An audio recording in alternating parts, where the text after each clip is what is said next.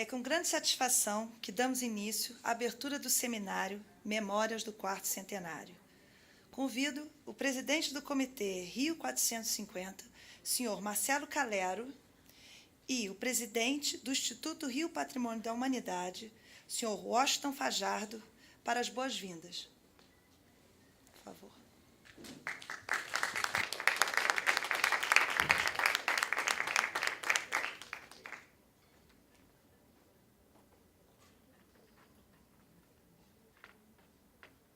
Bom dia. Bom dia a todos, senhores. Muito bem-vindos ao nosso seminário. Algumas palavras apenas. Na última quinta-feira, nós lançamos o Comitê Rio 450. Como os senhores sabem, é uma estrutura administrativa criada pelo prefeito Eduardo Paes para cuidar especificamente das comemorações dos 450 anos do Rio em 2015. Nós recebemos 3 mandatos do prefeito Eduardo Paes. Esses mandatos foram os seguintes. Primeiro, nós precisávamos fazer com que os cariocas fossem os grandes protagonistas dessa festa. Então, nosso foco nesse exato momento é fazer com que todos e cada um de nós possamos construir o calendário comemorativo. O calendário vai de 31 de dezembro de 2014 até 1º de março de 2016. O segundo mandato foi que nós tivéssemos uma estrutura enxuta, célere, capaz de articular as comemorações com eficiência. E isso nós estamos fazendo por meio do comitê. E a terceira instrução foi que nós usássemos o quarto centenário como uma inspiração, principalmente por conta do engajamento que a população teve lá em 1965. E aí, nesse contexto, com a ajuda inestimável do Washington Fajardo, da equipe dele no Instituto Rio Patrimônio da Humanidade, foi lançado esse edital para a marca dos 450 anos. E aí o desafio é enorme por conta do sucesso que foi a marca do Aloysio Magalhães, que os senhores veem aí. Eu não vou falar muito detidamente do edital, porque esse é um assunto que o Fajardo conhece muito melhor que eu, seria pretensioso da minha parte, mas apenas eu acho vale muito, Fajardo, agradecer a você formalmente, a sua equipe, por esse trabalho seríssimo. Nós que estamos de fora da prefeitura, e eu falo com muita propriedade, porque até março eu era diplomata da nossa embaixada no México, então realmente não conhecia muito bem a estrutura interna aqui da prefeitura.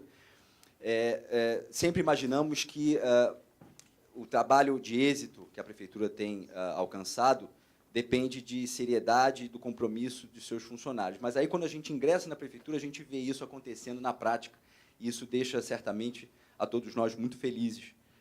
E aí eu falo como cidadão mais do que nada.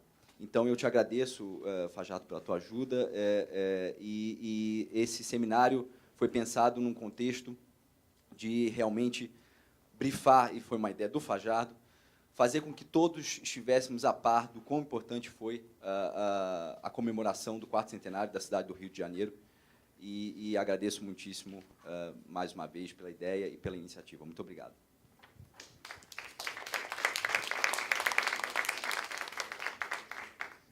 Bom dia.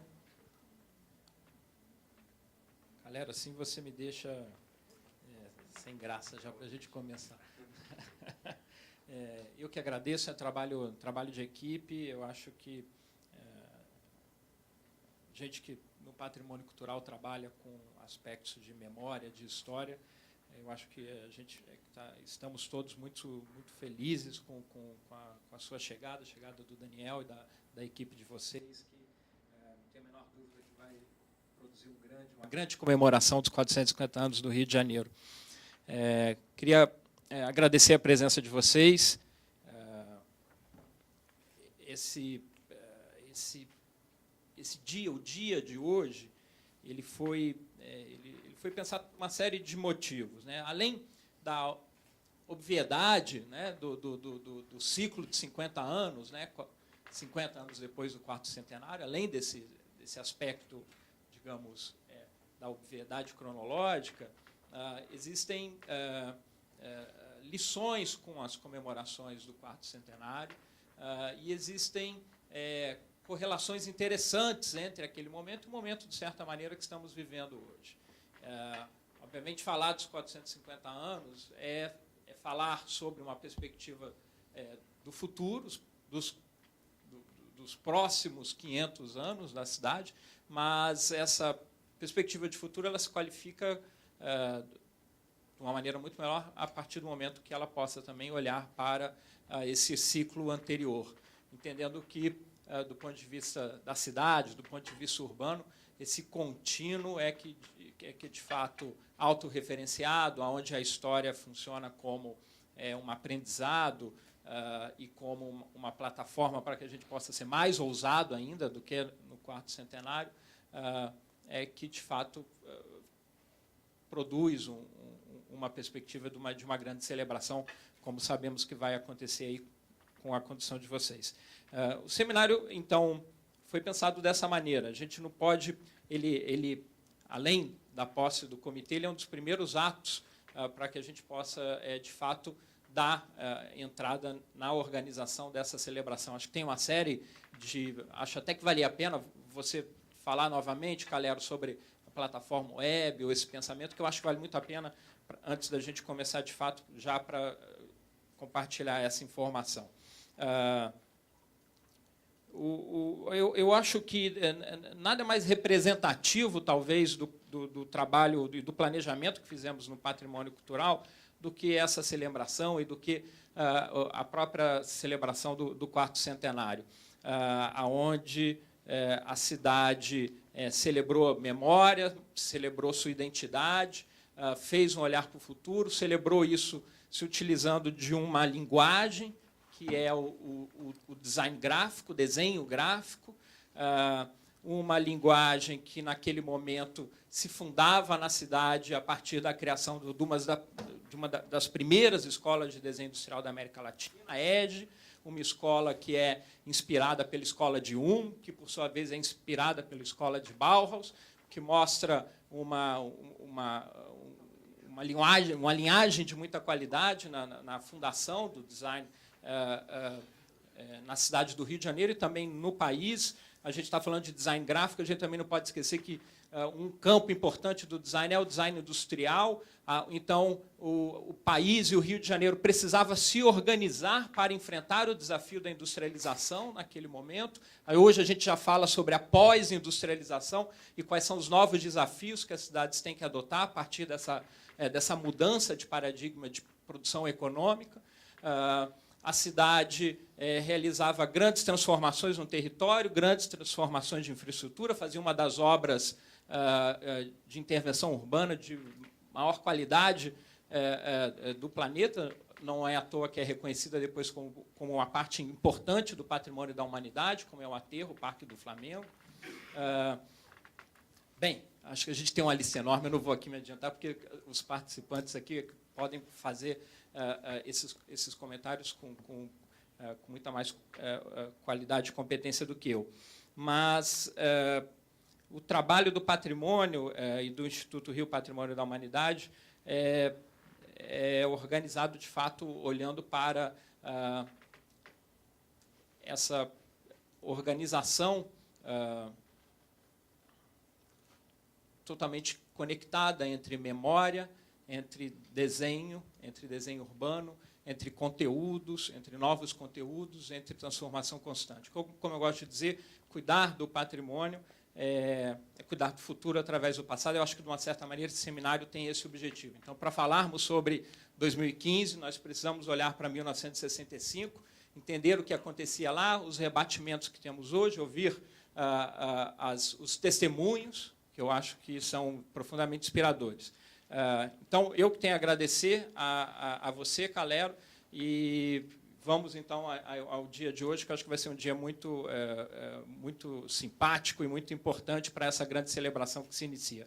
E eu acho que valia a pena você falar sobre essa parte da plataforma que está pensado, que ela é bem legal. Então, senhores, o nosso endereço eletrônico, rio450anos.com.br. Por meio dessa ferramenta, os cidadãos conseguem dar 2 tipos de sugestões para a gente: de festa ou de presente. Festa é aquele evento pontual, que sempre tem que estar dentro de uma comemoração, um show, um concerto, uma exposição. E presente é o que a gente chama de legado tangível, o que os 450 anos deixarão para a cidade. E lá mesmo na ferramenta as pessoas conseguem classificar a sua ideia, seja sustentabilidade, seja urbanismo, seja patrimônio, ciência e tecnologia, educação, cultura. Os jornalistas têm me perguntado, mas, Marcelo, qual tipo de sugestão você sugere que as pessoas deem? Não é o caso. Eu acho que o calendário, propositadamente, é uma página em branco. quem vai construir esse calendário são os cariocas, que são os protagonistas da festa.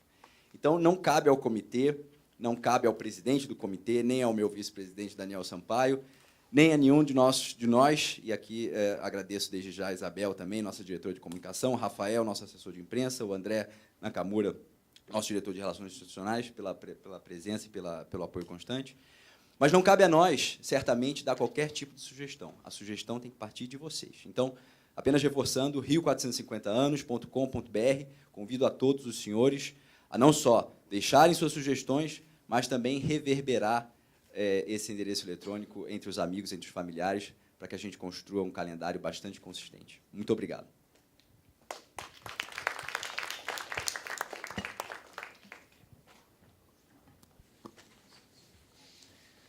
Bem, agradecemos ao senhor Marcelo Calero, ao senhor Washington Fajardo pelas boas-vindas. E convidamos agora o assessor de conteúdo do Comitê Rio 450, Rafael Sé, e a senhora Solange Medina, a rainha do quarto centenário, por favor.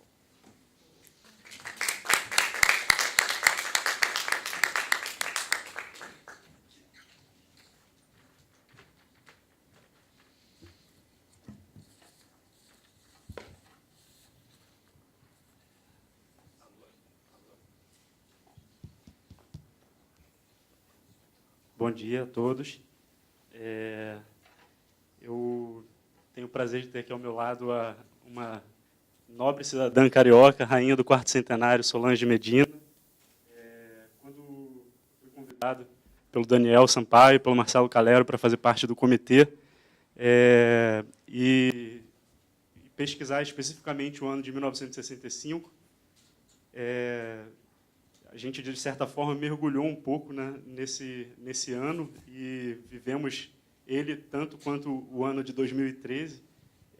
E, ao longo desse tempo, desses 2 meses que a gente começou esse trabalho, entramos em contato com diversas instituições importantes e culturais da cidade, o Arquivo Nacional, o Museu Nacional de Belas Artes, o Museu da República. Em diversos momentos, eu e o Marcelo tivemos a oportunidade de conversar com pessoas que viveram o ano de 65, e nós, apesar de não termos vivido esse ano, conseguimos conversar, né, sobre o que aconteceu e tudo o que se passou naquele ano de uma forma bem entusiasmada e como se a gente tivesse vivido. Então, de todas essas pessoas que a gente conversou até agora, sem dúvida, a que eu tive o maior prazer de conversar, apesar de ter sido só pelo telefone, foi com a senhora Solange Medina, que está aqui ao meu lado. E a gente vai conversar um pouquinho sobre... Eu acho que é uma forma interessante de introduzir esse seminário, que a Solange nos conte um pouco da experiência dela naquele ano, que foi um ano intenso de acontecimentos na vida da Solange, que acredito que até hoje você tenha boas lembranças, né, daquele momento. E a primeira pergunta que eu queria te fazer, Solange, é sobre o primeiro contato que o comitê fez com você para falar sobre o ano do quarto centenário e o seu título de rainha do quarto centenário. Queria saber se de alguma forma isso te surpreendeu e se fazia tempo que você não falava sobre isso, que as pessoas não conversavam sobre esse assunto com você. Bom dia a todos. Bom dia a todos. Realmente, para mim foi uma surpresa muito agradável, porque até assim, na época as pessoas diziam: pois você é rainha do quarto centenário, será que vai passar a coroa do quinto centenário? Fazia uma brincadeira. Atualmente, as coisas estão até mais possíveis, né? As pessoas estão vivendo mais tempo, mas, com certeza, até 117 eu não vou chegar, e, se chegar, em que condições será, né? Não vai ser de passar uma coroa. Então, me deu a oportunidade, até, de reviver aqueles momentos, lembrando com você, dando a entrevista. E foi uma oportunidade boa, eu gostei. já que no quinto eu não chego, pelo menos nos 450 a gente vai participar de tudo isso que vai acontecer. E, então, foi uma satisfação muito grande, porque também, digamos assim, as lembranças estavam fechadas num baú. Eu até recentemente peguei todo o meu arquivo de revistas, né, que o papel já estava se deteriorando, e passei para arquivo digital, porque, não pensando até, não imaginava que faria-se a comemoração dos 450 anos, mas pensando até nos meus filhos, netos, que é uma coisa agradável de você ver o passado, de ver, né, enfim, essas curiosidades que aconteceram na vida dos pais ou dos avós. E esse baú que você guardou, essas recordações, conta para a gente um pouquinho o que tem nele. Você falou da coroa, do cetro. Pois é, estava tudo guardado, e você vai mudando de casa, vai mudando de vida, e algumas coisas se perdem ao longo do tempo. Então, quando você falou, eu fui procurar, e achei a coroa, estava quebradinha, alguns pedaços tinham se soltado, mandei restaurar, encontrei a faixa de rainha da quarta administração, região administrativa. Foram as duas únicas coisas que eu encontrei. Tá bem. E elas te trouxeram boas lembranças? Claro, foram todas boas lembranças. E você queria que você falasse um pouquinho, Solange, sobre a sua vida antes de você ser rainha, antes de ser eleita rainha do quarto centenário. Você era muito nova na época, tinha 18 anos, não é isso? Tinha 17 anos. E 17 anos de 1965 não é igual ao de hoje, né? Nível de informação que as moças têm, a maturidade, a vivência. Eu era mais menina do que hoje uma menina de 17 anos é. E estudava no Colégio Andros, a classe média, tinha uma vida agradável, castelinho, praia, colégio, festinha, enfim, uma vida normal, até quando meu pai era gerente de banco, e a agência que ele trabalhava, ao lado do Colégio Andros, na Praia de Botafogo, foi reformada e foi reinaugurada. Então, a região administrativa, a quarta região administrativa, era cliente do banco, e, na inauguração, eu fui, e o administrador também, com a esposa dele. E aí eles me conheceram e depois foram falar com meu pai. Olha, vai ter um concurso de rainha do quarto centenário, quem sabe você não deixaria a sua filha ser candidata pela nossa região e tal. Aí vieram falar comigo e disse, olha, não tenho interesse nisso, né? Estou estudando, tenho minha vidinha, não estou interessada. Aí a esposa dele, Lúcia, falou para minha mãe, olha só, a sua filha, Missy, todo ano tem uma diferente. Agora, rainha do quarto centenário é por 100 anos, é um título diferente.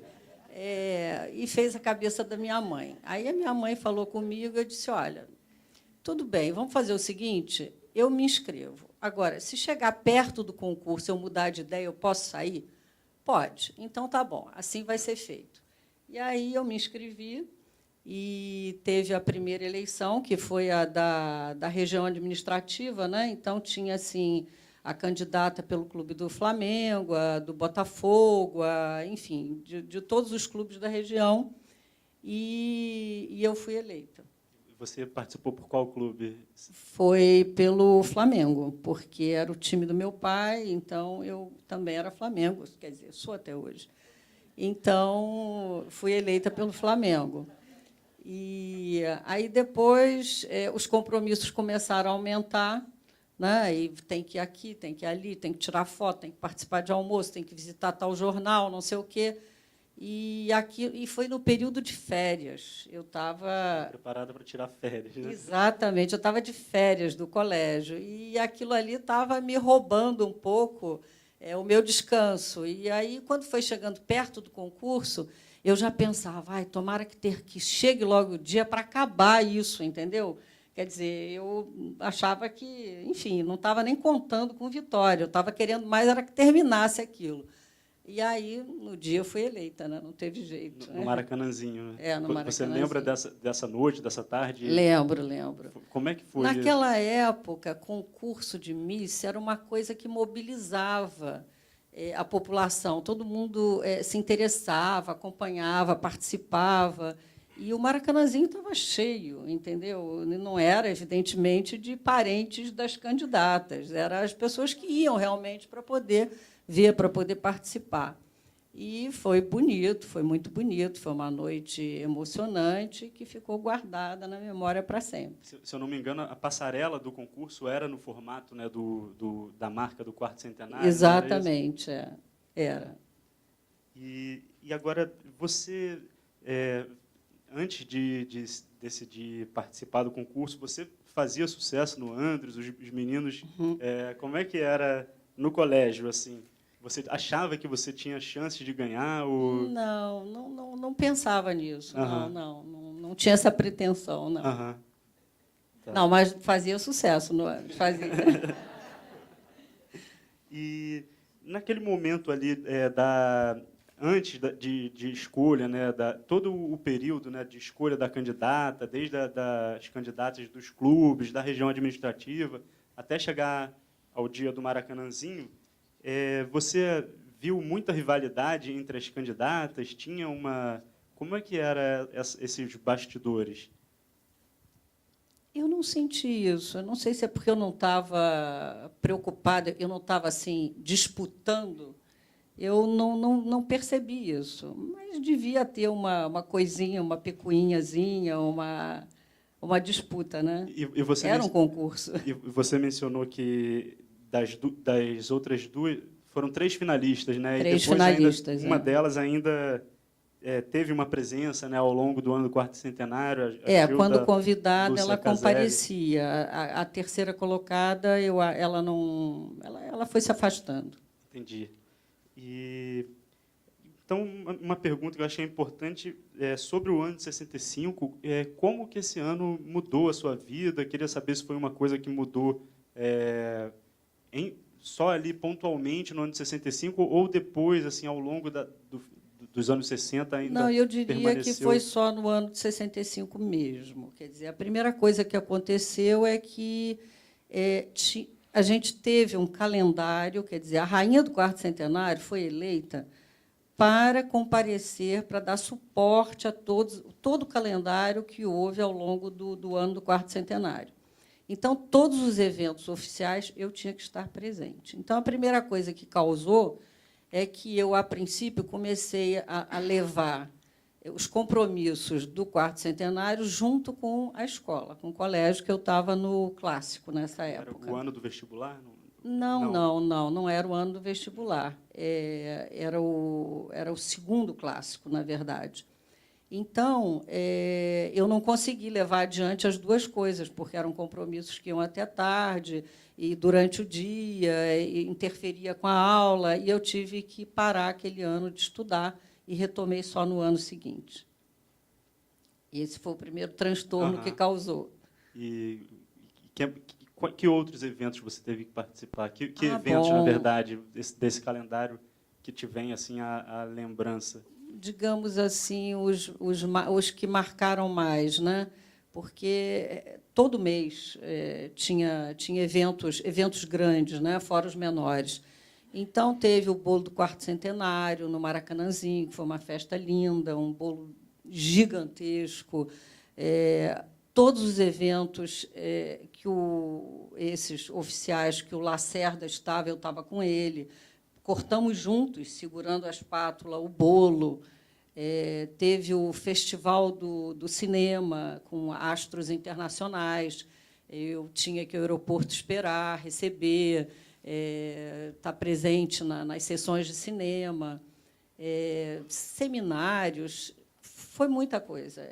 Visita a São Paulo, recebida pelo Adhemar de Barros, depois uma ida, fui convidada pela Secretaria de Turismo, o Ministério do Turismo, na verdade, de Portugal, de Lisboa, também para um evento que era Rio, quer dizer, Brasil, Portugal, e eu fui convidada para comparecer também, e fui recebida pelo Salazar. Aí teve um também na Espanha, que eu também fui convidada, um na Espanha e um em Portugal.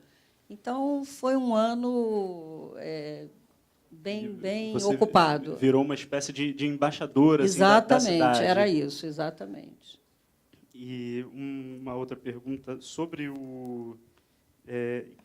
depois desse ano de 65, você chegou a pensar em seguir uma carreira artística? Que naquela época era um pouco diferente, né? Não tinha essa conotação do concurso da Miss ser uma forma hoje em dia, de alavancar uma carreira. a Miss, aquilo ali é quase que um degrau, né, para poder mais adiante ser modelo, ser artista de cinema ou de televisão, enfim, para adquirir projeção. Na minha época, não. E aquele tipo de concurso, as meninas que era diferente.